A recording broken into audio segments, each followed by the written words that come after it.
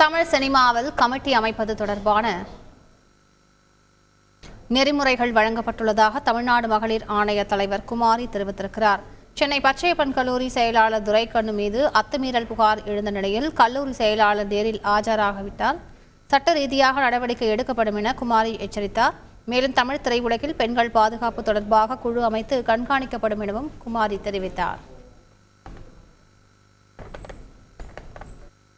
கேரளாவில் நடந்த உடனே எனக்கு முக்கியமான ஒரு செலிபிரிட்டி 2 பேர் பேசினாங்க. அவங்க சொன்னாங்க, நாங்கள் ஒரு ஐசிசி கமிட்டி ஃபார்ம் பண்ணோம் சொன்னாங்க. உடனடியாக அதை எப்படி ஃபார்ம் பண்ணணுன்றது அவங்களுக்கு கிடையாது. இப்போ பண்ணணும்னு சொன்னாங்க. அதை வரவேற்கணும் வேண்டிய விஷயம்.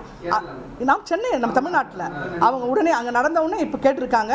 அவங்க கேட்ட டாக்குமெண்ட்ஸ் எப்படிலாம் உருவாக்கணும், ஃபார்ம் பண்ணணும். யூஸ்வலாக நாங்கள் வந்து அவங்க கமிட்டி ஃபார்ம் பண்ணுறதுக்கு கூட நம்முடைய அரசு தரப்புலேருந்து, சமூக நலத்துறையிலேருந்து டிஸ்ட்ரிக்ட் சோஷியல் வெல்ஃபேர் ஆஃபீஸரை நாங்கள் டைப் பண்ணி விடுவோம். அதுக்கப்புறம் ஒவ்வொரு மாதமும் அந்த கமிட்டி வந்து மீட்டிங் வச்சு எங்களுக்கு அந்த ரிப்போர்ட்டை கொடுப்பாங்க. அரசு வந்து அதை கண்காணிக்கும். நாங்கள் புதுசாக பண்ணால் வரவேற்கலாமேங்க.